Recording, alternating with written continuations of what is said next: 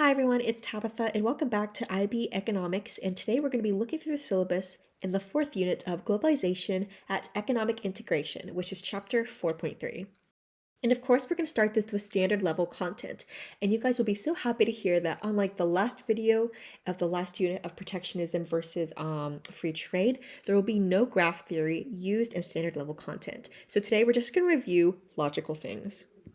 All right, but of course we have to start with the definition. We can never start without it. So what even is economic integration? The thing I've already mentioned. That is not a straight line, please ignore it.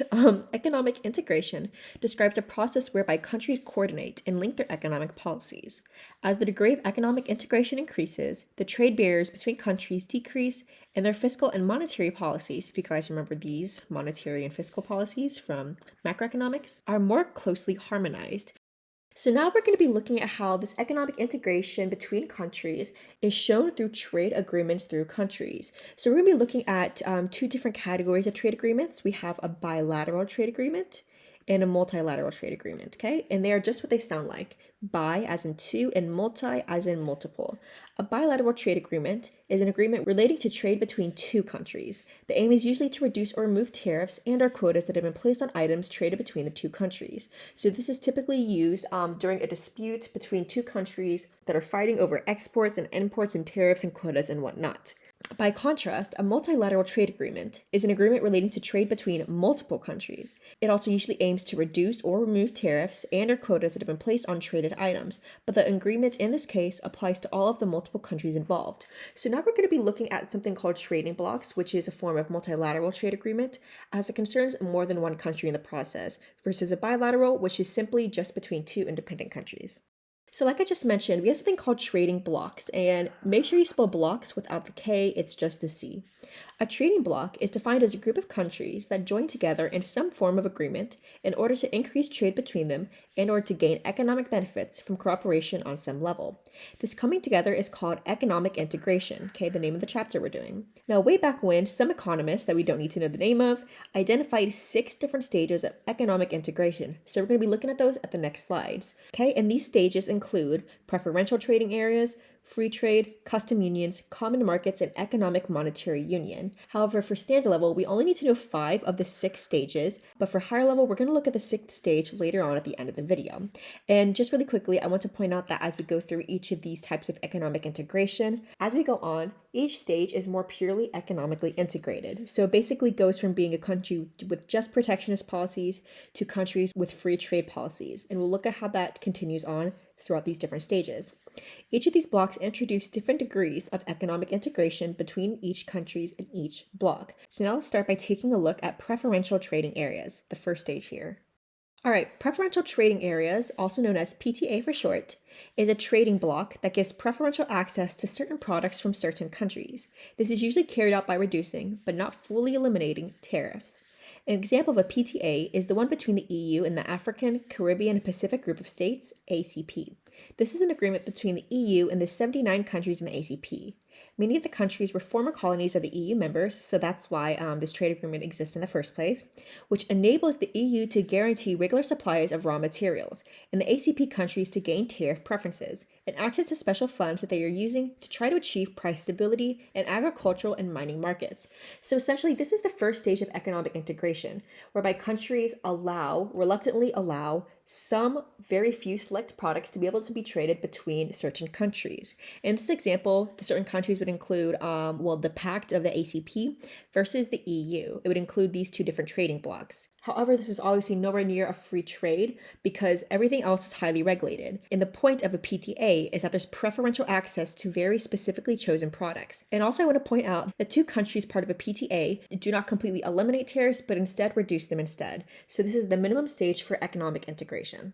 Free trade areas is the second stage, which is an agreement made between countries, where the countries agree to trade freely among themselves, but are able to trade with countries outside of the free trade area in whatever way they wish, which is also shown by this diagram we'll look at here. In this hypothetical case, countries A, B, and C have all signed a free trade agreement and are now trading freely among themselves. And it's known as a free trade area because that would be the area between all the countries here. However, under the agreement, each country may trade with any other country in any way it sees fit. Thus, theoretically, if we introduce another country, country D, it can have different forms of economic integration with each of these three countries. For example, let's say country A is fighting with country D, so they have a complete embargo on some of the products that they have there. This is fine, and this doesn't reflect badly on the free trade area of these three countries. However, if country C is friendly with country D, they can do completely free trade if they want to. And if country B is somewhere in the middle of country A and C, then it can impose tariffs instead of allowing completely free trade or putting on a complete embargo. So as you guys can see, a free trade area relies on usually 3 or more countries having free trade within each other. However, they are allowed to treat any outside country of the free trade area however they may wish, and there's no specific policies that make all 3 countries trade countries outside the free trade area a certain way. By contrast, we have something called customs unions, so stage 3. A customs union is an agreement made between countries where the countries agree to trade freely among themselves, like in the free trade area, but they also agree to adopt current common external barriers against any country attempting to import into this customs union, which is also shown on this figure here.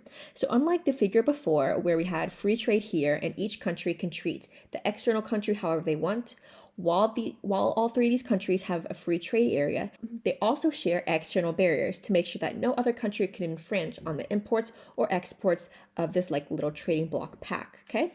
For example, if countries A, B, and C have joined in a customs union and are trading freely with each other, then if country D wishes to export goods to the customs unions, the goods will be treated in the same way no matter which country they decide to export to, okay? Hence why all 3 of these countries are circled in something with the customs union, because that means that no matter how country D tries to interfere on the trading market of either of these 3 countries, it's going to be treated the same because of a common external barrier between the trading bloc. Stage 4 of economic integration is going to be common markets. A common market is a customs union, like we just said, with common policies on product regulation and free movement of goods, services, capital, and labor. The best known example of a common market is the EU. So essentially the only difference between a common market and a trade union is that a custom union only focuses on creating external barriers for goods, services, capital. However, a common market also includes labor. Therefore, this is a further example and a further stage of economic integration because now we're including the factor of production of labor within the process of a custom union. And lastly, for standard level, we only have to know the first 5 stages of the stages of economic integration. So the 5th stage is going to be economic and monetary union, which is the closest to complete economic integration globally between countries, which is an economic and monetary union, which is a form of a common market, like we just saw on the stage before, with a common currency and a common central bank, okay? Leading back to macroeconomics, if you guys remember monetary policies, this theory right here is kind of treading on the same thread. The best example of an economic and monetary union is something known as the Eurozone, which includes the member countries of the EU that have adopted the euro as their currency and have the European Central Bank ECB as their central bank. So essentially, this is the biggest form of economic integration that we have to know for standard level, and we know it's the highest stage because all countries are integrated to the extent of having a common market, and they also share the same currency. And if you're in higher level, we're going to evaluate the pros and cons of being in an economic and monetary union, but if you're just in standard level, all you need to know is that it's the same as a common market. However, they also share a currency and a central bank, and that both of those go together. You can only share central bank if you're using the same currency as another country. All right, now let's talk about just trading blocks in general. What are the advantages of it? The extent of the advantages and disadvantages of trading blocks clearly depends on the degree of integration, whether it be stages 1, 2, 3, or 4, or 5. In purely economic terms, the benefits of being a member of a trading bloc are similar to those of free trade. If you think about it, it makes sense, because if you're a country and you're trying to become part of a trading bloc, it means you want to be part of economic integration with some specific countries to some extent. Therefore, you must have some of the same values as people who support free trade do, okay? So just to review, we're going to review just a few points of why people support free trade, which can also be applied to why people would want to join a trading bloc. Of course, a greater size of market with the potential for larger export markets and economies of scale for producers as they increase their scale of production is a big one. The consequences may not be even, as some domestic producers are likely to gain from the larger market, while others may find themselves unable to compete. So while some foreign producers will be able to compete more, others will be able to compete less. So it really depends. But there's always increased competition, leading to greater efficiency and more choice and lower prices for consumers. These 3 points here are probably the 3 most important points of reasons why countries trade in the first place from our video back on 4.1 of globalization of why do countries trade. So it's really important to make these 3 points clear. It's also a further stimulus for investment due to the larger market size, and foreign investment might be attracted from outside the bloc as a way of getting a foot in the door of the larger market. Therefore, as a certain industry gets to a certain point of economies of scale where it becomes big enough and successful enough, it's going to start attracting people who want to invest and hopefully make money through the said industry or company from other countries or even from other continents, okay? They're more likely to increase and attract investment opportunities.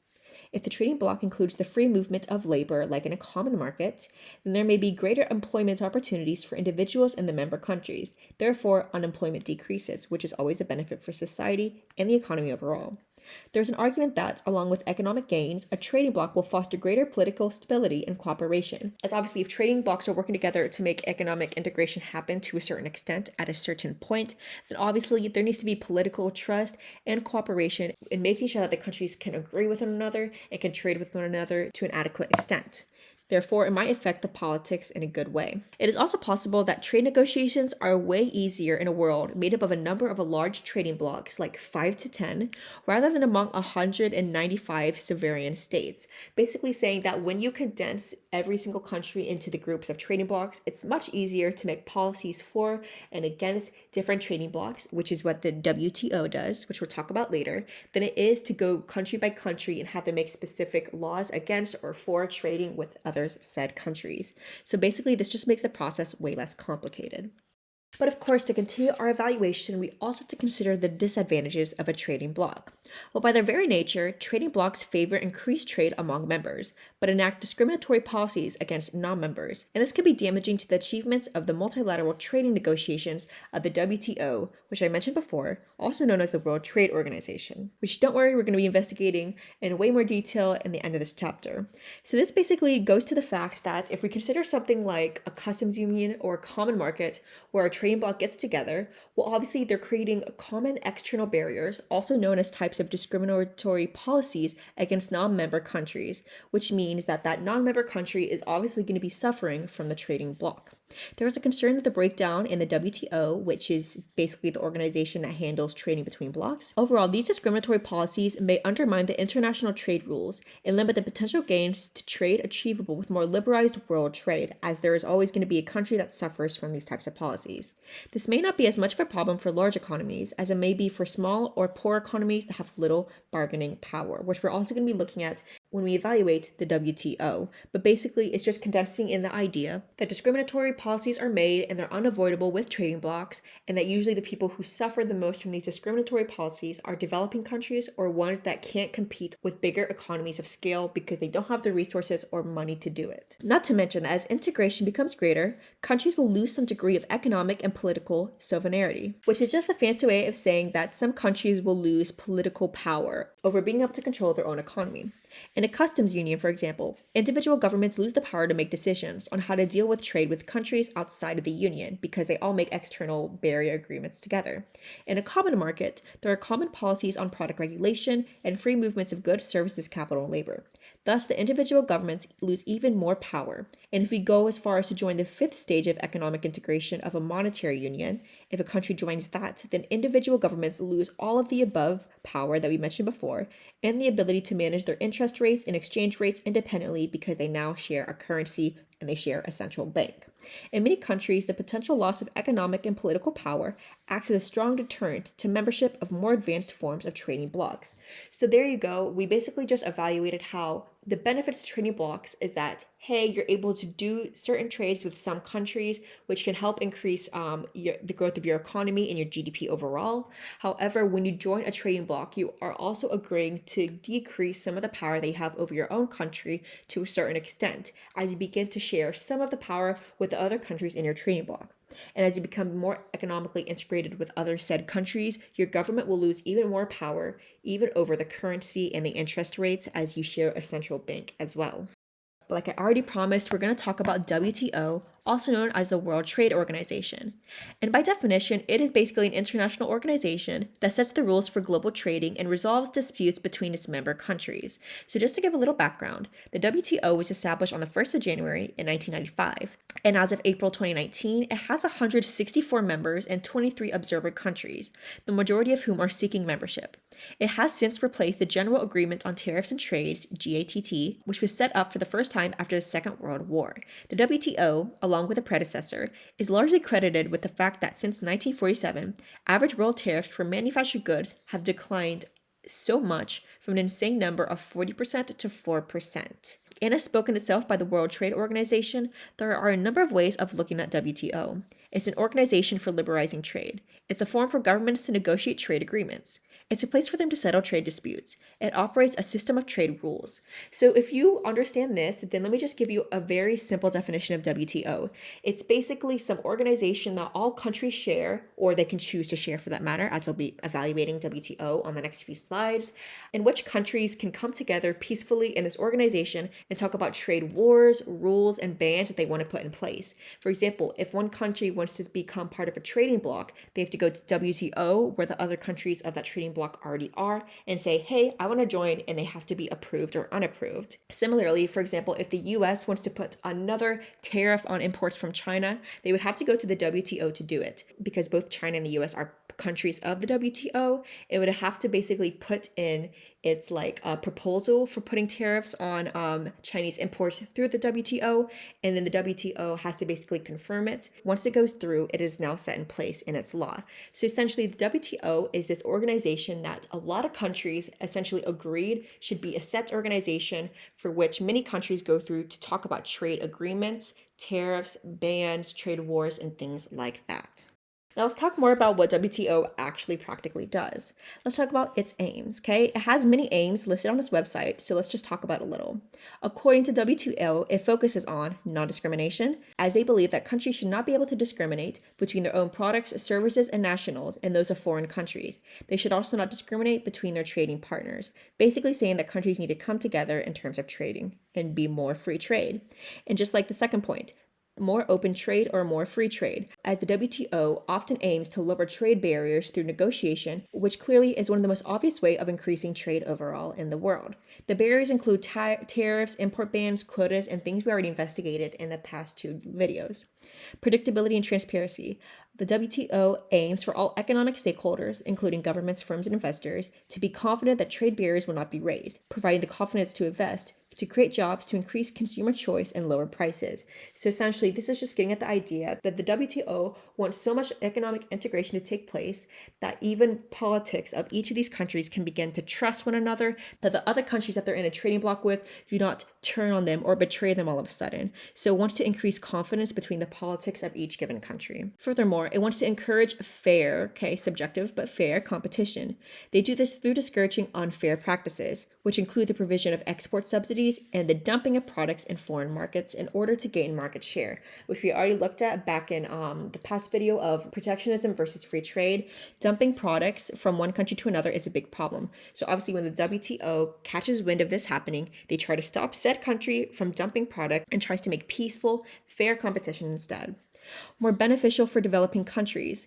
The WTO often aims to be able to help developing countries reach the same status and ability to join economic integration as developed countries can, by giving them extra time to adjust to WTO provisions, greater flexibility, and special privileges where appropriate. And as of the moment, over 75% of WTO country members are developing countries. So clearly, many developing countries rely on WTO to be able to help them join a trading bloc and be more economically integrated to benefit their economy the most. And lastly, WTO wants to increase protection of the environment, as one of the WTO main aims allows member countries to legislate to protect the environment, public, animal, and plant health of given countries.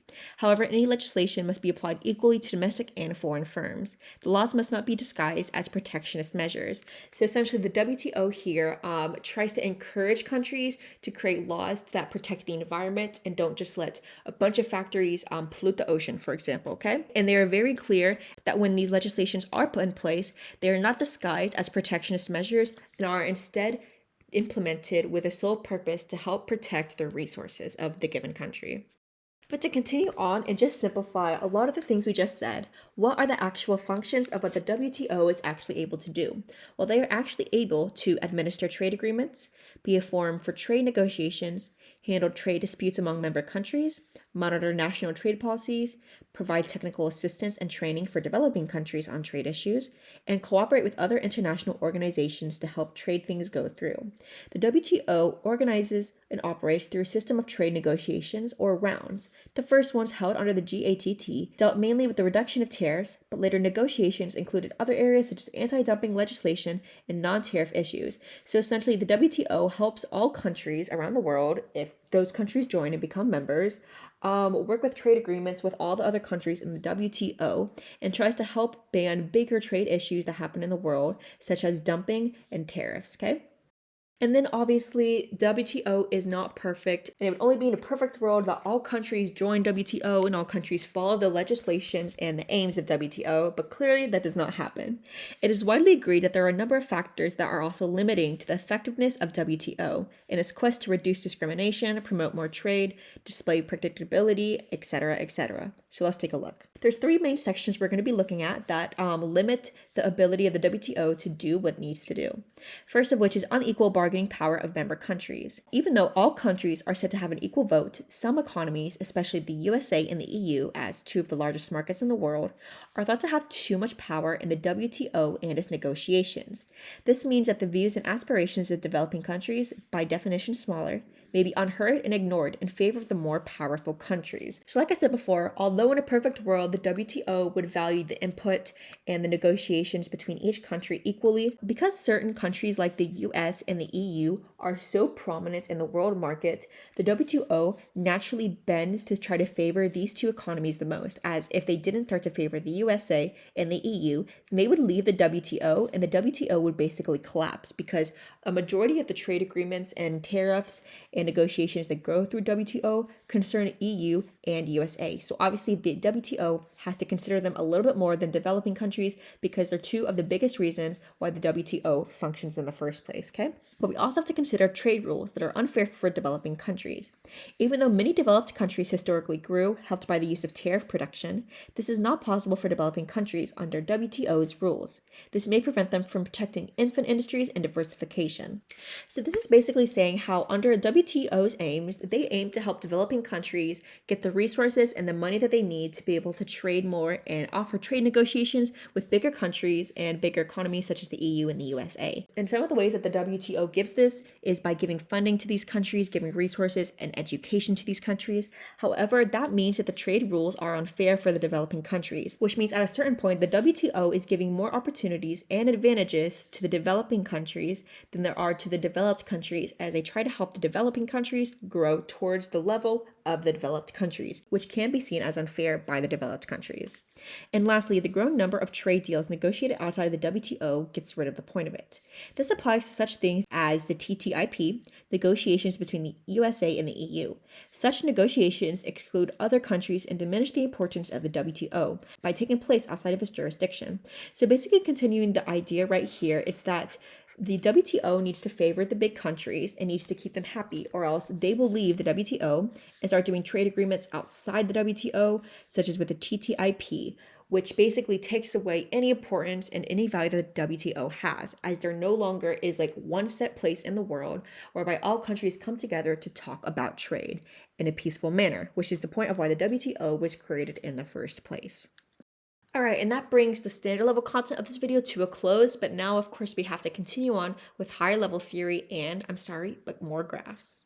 All right, so like I already foreshadowed before, when we talk about the fifth stage of economic integration of monetary and economic unions, we have to consider the advantages and disadvantages of it. So now we're going to be evaluating it as such. Let's start with the advantages of monetary unions. Well, exchange rate fluctuations that used to exist between countries will disappear with a common currency, and this should eliminate exchange rate uncertainty between the countries involved, which should increase cross-border investment and trade. A currency which has the enhanced credibility of being used in a large currency zone should be more stable against speculation than the individual currencies are. Business confidence in the member countries tend to improve, as there is less of a perceived risk involved in trading among the countries. This in turn should lead to both internal and trade growths. Transaction costs are eliminated within the monetary union.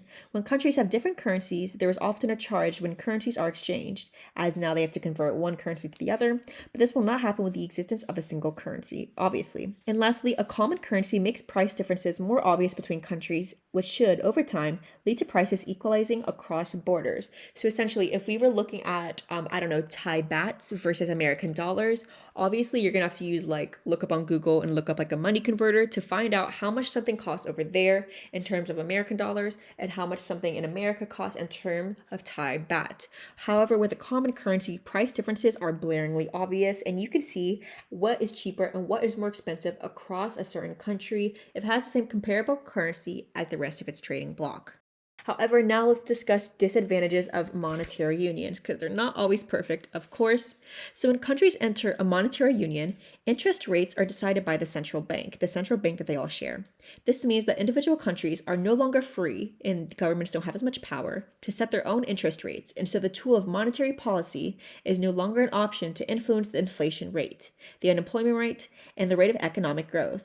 This is especially damaging if one country in the Union is experiencing an economic situation that is not being experienced by the others, because they are no longer allowed to protect themselves because they're all sharing a central bank, and one choice made by the central bank affects every country in the trading bloc. For example, if one country was experiencing high inflation due to a strong customer demand, which other countries were not experiencing, it might want to increase its interest rates to reduce the AD demand.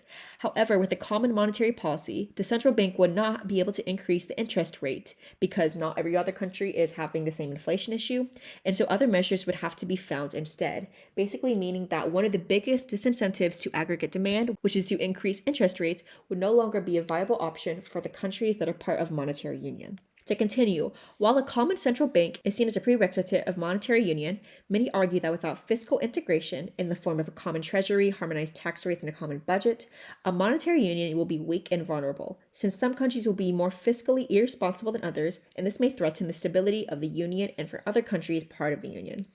Individual countries are not able to alter their own exchange rates in order to affect the international competitiveness of their exports or the cost of their imports. Again, this is a problem caused by governments not having enough power over their own currency and what they're able to do with that currency, as it is now controlled by a single central bank. And lastly, the initial cost of converting the individual currencies into one currency is insanely large and takes a very long amount of time.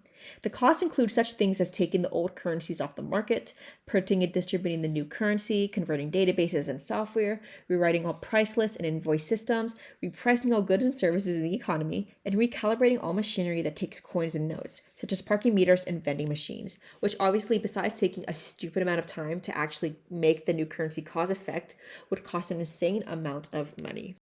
But now let's talk about both advantages and the disadvantage of monetary union together. It is almost impossible to weigh up the advantages and the disadvantages of membership of a monetary union. The situation will be very different in different cases. Perhaps it is best to try to determine when membership would be most beneficial and when it would make the least difference. So let's take a look at two different examples. To start with number one, in a situation where there are large fluctuations between the exchange rates of the countries involved, where the union is going to create a single currency with a significant proportion of the world's foreign currency market, and where business confidence will be strongly boosted between member countries, then it is likely that membership of common currency will be beneficial to the individual countries. So in this case, we actually want monetary union.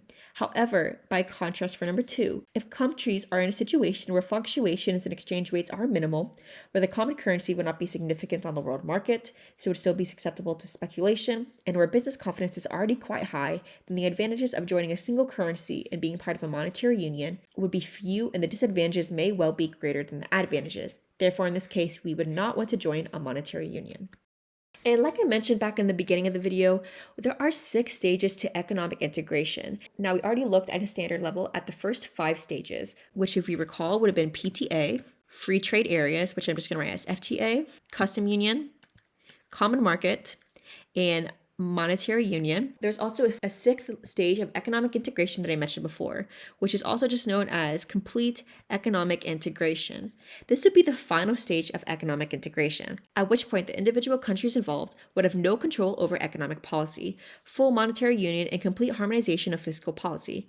This is what the Eurozone is moving towards. So essentially, the biggest difference between this 6th stage and the one before of monetary and economic union is that now countries have absolutely no control over economic policy, and instead the person or the thing that has control over all economic policies for every country in the trading bloc is a single central bank, and essentially an economical government that controls it for all the countries to cause full economic integration. All right, but as you guys have already understood from the rest of this video before, we're going to be extending in higher level how a customs union leads to something, a new term called trade creation that higher level students need to know. But just to quickly review, remember a customs union is the 3rd stage in economic integration, whereby the countries involved in the bloc agree to trade freely amongst themselves, but also adapt common external barriers against any other countries that try to import products into the said bloc or customs union. Okay, and if this trading bloc that we're taking as an example is a customs union, then there may be something occurring called this trade creation. By definition, trade creation occurs when the entry of a country into a customs union leads to the production of a good or service transferring from a high-cost producer to a low-cost producer. This is another advantage of greater economic integration. It might also be an incentive for a country to join a customs union. So this is something that we want to try to achieve. All right, but now, of course, they want more graph theory, so let's take it back. Now, starting with this graph for trade creation, it looks clearly like a regular tariff graph that we analyzed in standard level before. And the example the textbook used is talking about France and the UK and being part of the trading bloc or the customs union of the EU in producing lawnmowers. So as you guys can see here, this is how a member of the trading bloc of the EU places a tariff on the UK before the UK became part of that customs union. For example, this is what France's tariff against the UK looked like. Once again, just a regular tariff graph. So let's read now. Let's assume that when the UK joined the EU, which is a customs union, in 1973, it had a comparative advantage over France, which was already a member country of the EU at the time in the production of lawnmowers, okay? However, as a non-member of the EU had placed a tariff on UK lawnmowers. The situation is shown right here. We're looking from the perspective of the EU at the production and importing of lawnmowers from both France and the UK, which has the tariff on it. Now, with this tariff on UK lawnmowers in place, the French would produce 0 to Q2, this area here, lawnmowers themselves, and would import Q3 to Q2 lawnmowers, this area here, from the UK. Just continuing the same analysis that we've seen from a tariff diagram before, based on the second supply curve and where it hits both the original demand and supply curve. But on entering in the EU, the tariff on the UK lawnmowers is going to be relaxed, as obviously the UK is not going to join any bloc that's still going to keep barriers on trade. That completely diminishes the point of customs union. So unlike a tariff diagram where we typically see countries go from a before to an after, and that's the point of the diagram analysis, is to show what the supply was before the tariff and after the tariff. This time we're looking at it the other way around, assuming that a customs union placed on a non-member country at the time a tariff on their production of goods, but now since the UK, or the country in this case, which is the UK, has since joined the customs union, they are reducing a tariff. So now we're looking at an example of reducing the tariff and what that can achieve. So we're going from this UK plus tariff graph supply curve to just the regular UK supply curve for lawnmowers. So now on entering the EU, the tariff on the UK is relaxed or reduced from here to here, and the UK can now make full use of its comparative advantage because, like we said before, they are way more efficient in producing lawnmowers than France is. And with the tariff gone, French production will fall from before, which was 0 to Q2, to now 0 to Q1, and imports will rise from before, which was Q2 to Q3, to now Q1 and Q4. And just like we analyzed with a regular tariff diagram, when we impose a tariff, we typically lose this quantity here between Q3 and Q4, as if we reduce the quantity demanded from here to here, there's going to be a reduction overall, which, if we wrote this back out, would be a loss in consumer surplus, as the consumers are not being met with as much demand as they would like. However, since we're looking at the opposite perspective of taking back away a tariff, then the quantity is going to increase from before the max quantity being of Q3, and now the max quantity of being at Q4. Hence, this little triangle before, which represented the loss of consumer surplus, is going to instead represent regained consumer surplus. Therefore, the quantities between Q3 and Q4 is how many more lawnmowers are bought and traded throughout the customs union. And like I just said before, in addition, the extra demand from before here and here means that there is an increase in this consumer surplus, which is now considered to be regained. Not to mention that there is also a movement from high cost, meaning that countries have to use a lot of opportunity cost to make a product, to low cost producers, meaning that this is when a country doesn't have a high opportunity cost in making a product and connecting both of these terms back to comparative advantage. Since now Q1 to Q2 lawnmowers, which were before being made by relatively inefficient French producers, are now being made by more efficient UK producers. So again, this is looking at the reverse theory of the tariff diagram, whereby one of the consequences of imposing a tariff is that now a greater portion of the quantity bought by domestic consumers is going to be bought by domestic suppliers who are typically more inefficient than foreign suppliers. But now the opposite is true. Now more is being bought by efficient foreign producers than by inefficient domestic producers. And although the French lawnmower producers may have lost out on producing as much as they wanted to, overall there has been a world welfare gain because fewer resources are being used to produce these lawnmowers. Hence, we've also regained world efficiency, whereas before, if we went from this curve to this curve, there would have been a loss of world efficiency here. Okay, so remember, again, this is just the complete reverse situation of the tariff. But a quick little note we should mention at the end is it should be remembered that this ought to be a two-way process. It is highly likely that with free trade in the customs union, there will also be French products that the UK will not buy more of because the French have the comparative advantage. For example, wine, like that example we saw earlier in the video. So again, this is showing how a huge advantage to countries joining a specific trading bloc of a customs union or further than a customs union, it has an extra advantage of creating trade because they're creating more trade from the increased quantity here. They're also increasing consumer surplus and gaining world efficiency. And this doesn't just happen for the country that's entering the bloc, but instead can happen to that country that is entering the bloc and the other countries that are now in the bloc, such as now not just for the UK, but also for France. But now let's look at the opposite side of a trade creation. We're going to be extending a customs union to trade diversion. And once again, this is going to be extending not the advantages this time, but instead the limitations to trading bloc membership of specifically a customs union. So whereas before trade creation was obviously a huge advantage, trade diversion is a huge disadvantage. So if the trading bloc is a customs union or has further integration than that, then there may be a trade diversion. By definition, trade diversion occurs when the entry of a country into a customs union leads to the production of a good or service transferring from a low-cost producer to a high-cost producer. So again, if we compare and contrast these definitions of a trade diversion versus a trade creation, we can see how before with trade creation, they're trading high cost to low cost. But with trade diversion, they're doing the opposite, and that's why it's detrimental. This is, again, a big disadvantage of greater economic integration for all the countries involved in the customs union. And of course, there's going to be another graph that we're going to be looking at. And just like before, this is going to be based on a usual tariff diagram. However, now we have an extra line right here just to compare the price of a domestic country producing a said product, in this case that would be textiles, compared to importing the product from another country before and after tariffs. So it's just there for comparison reasons. And the curve I'm pointing to right now is specifically this supply of EU curve. But now let's read the definition, okay?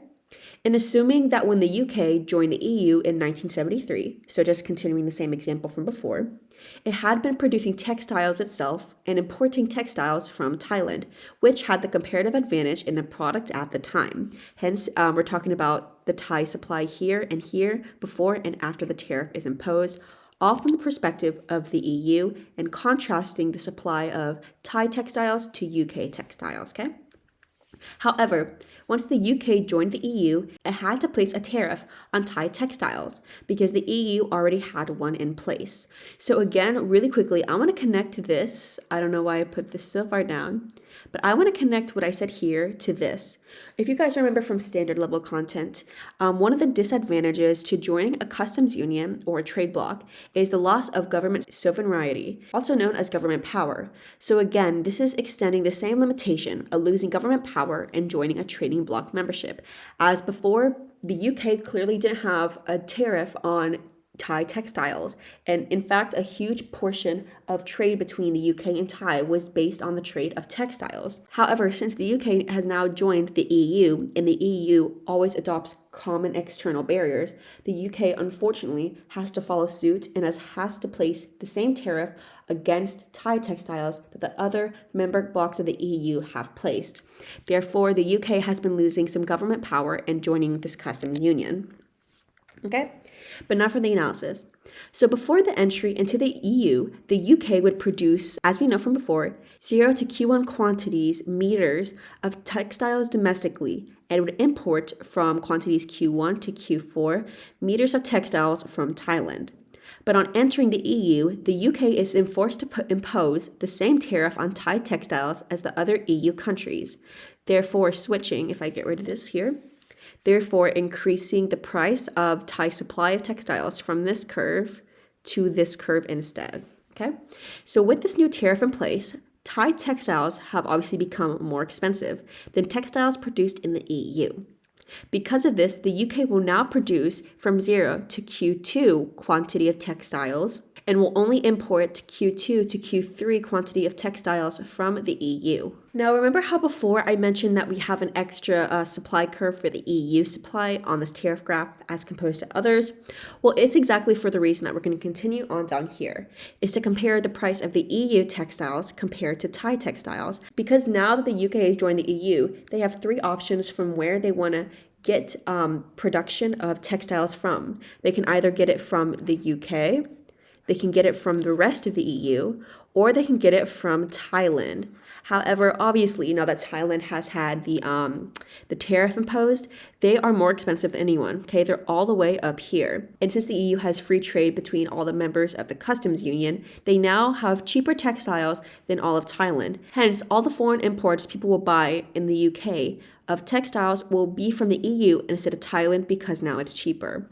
And then the third option here of being from the UK is if we were just to follow this basic UK supply curve, which obviously gets even more expensive than Thailand at a certain point of Q2 right here. Now, because the EU supply of textiles is cheaper than the Thai supply of textiles, the UK will now produce from, like I said before, 0 to Q2 quantity of textiles and will import quantities Q2 and Q3 of textiles from the EU, whereas before they would have done it from Thailand, but now they're doing it from the EU because the EU is cheaper. And just like in a regular tariff analysis, we have the loss of consumer surplus right here, as there will be an overall fall in the quantity demanded of textiles from Q3 to Q4. So again, we're going back from Q4 being the max demanded to Q3 being the max demanded and supplied, therefore losing consumer surplus like we stated before. And just quickly cleaning off this graph so it's easier to see, there's also a movement here, and this is the higher level content here. There's also a movement from low cost to high cost producers, since now quantities Q1 to Q2 meters of textiles, which were produced by relatively efficient Thai producers before, are now being produced by less efficient UK or EU producers. So although the UK producers may have gained in this case because they get more money, there has also been a world welfare loss because more resources are being used to produce these textiles, basically demonstrating that, again, we have a loss of world efficiency in this triangle right here because this used to be supplied by efficient foreign Thai producers but is now having to be supplied by domestic UK producers who aren't nearly as efficient.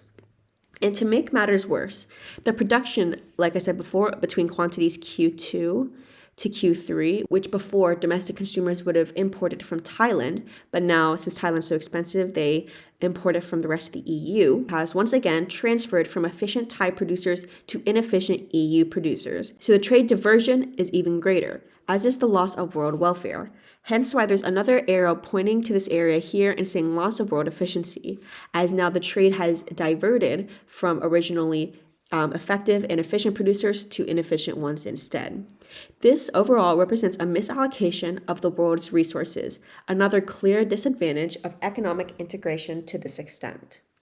All right, and just as a last slide, I thought it would be easiest to compare these last two concepts in a quick little summary. So again, when a country with the comparative advantage in a product joins a customs union and is therefore able to offer the product at a cheaper price via the bloc reducing tariffs on the newly joined country, more trade can occur. The increase in demand being met is known as trade creation, the advantage. In contrast, when a country without the comparative advantage in a product joins a customs union and therefore has to adapt common external barriers via, for example, the bloc adding tariffs, more inefficient production occurs from, in the past example, more inefficient production occurs from both the UK and the EU. The loss in world surplus or efficiency, in this case, is known as trade diversion, another clear disadvantage to joining a customs union. And that will be it for both higher level and standard level of Chapter 4.3 of Economic Integration.